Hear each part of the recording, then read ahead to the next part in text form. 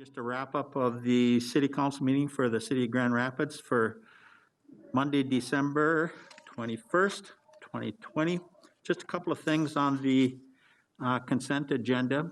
We did approve a budgeted transfer from the capital equipment replacement fund to special revenue cemetery fund. We also established the compensation for city of Grand Rapids exempt and non-exempt, non-represented employees for 2021. We went into and approved a resolution accepting an amendment from MnDOT Aeronautics in the amount of $28,000 to bring it to a total of $132,774. With that, should be the final on that one. We authorized airport lease agreements effective January 21st. A couple of other ones that I did want to touch on. We are entering into a memorandum of understanding to add the Public Works Engineering technician under Article 10 to the clerical union bargaining agreement.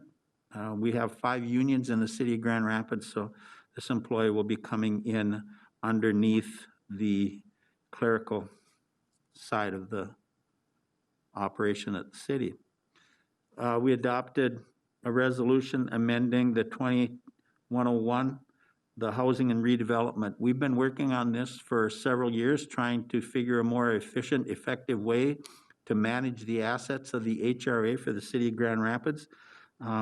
We have it now merged underneath the county HRA. Diane Larson does a wonderful job of making sure that all the assets now underneath that one combined department are going to be fully utilized, and there will be there's already a shortage of units out there, so hopefully we won't hear that units are sitting idle because there was a mix-up or one department wasn't able to talk to another department, the city one versus the county one. So under Diane Larson, I'm expecting nothing but great things. Civic Center and Park and Rec on the regular agenda, Tom Pagel talked about, and we agreed to go into an agreement with ICS for the design and construction management, the renovation of the IRA Civic Center. As you know, we got $5 million of state bonding.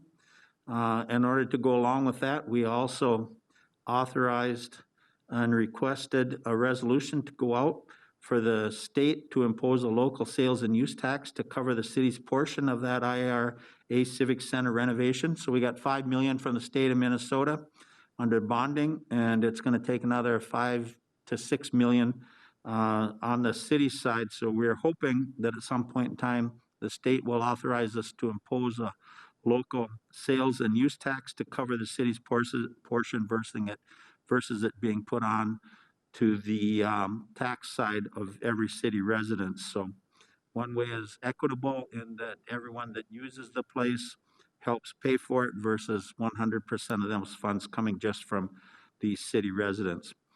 Lastly, under the administrative side, we agreed to continue services with Lauren Solberg to do our lobbying down there. Lauren did a great job. He was very instrumental in us getting that $5 million of bonding. So we will continue to use Lauren for another year, especially with some of the issues that are coming up over the next year as it revolves around some of the initiatives, whether it's the Civic Center, it's the sales and use tax, and how we can go about that. Finally, Travis Cole came in and talked a little bit about the Rosenbauer fire engine that we would like to replace. Our truck 116 is technically not suitable even to go out on fire calls based on the condition of the rust under some of the mainframe. The city authorized, after the fire department went out and solicited quotes, cut it down as much as they could to get a truck for a Rosenbauer fire engine, and the total amount of $716,726, not counting taxes, all in, and the arrival of that should be January or February of 2022. With that, I would continue to encourage, as I wrapped up the council meeting, I would continue to encourage people out there to take it safe. It is the holiday season. I know we're going to be spending time with family. I hope that everyone else has an opportunity to spend time with family, but let's do it in the right way. Let's keep some distancing in the house, some hand washing, And let's be careful. We are turning the corner, as I said. Today was from a daylight standpoint, that today is the shortest from a light. And we'll start gaining daylight, and daylight makes everything seem a little bit better. So we're turning the corner there. And with the virus coming out, hopefully we will be turning the corner as well from a vaccine standpoint. So take care out there. Have a nice holiday, and we look forward to seeing you on January 4th. It'd be January 11th, under the leadership of Dale Christy as the incoming mayor of the city of Grand Rapids. Take care and have a nice day.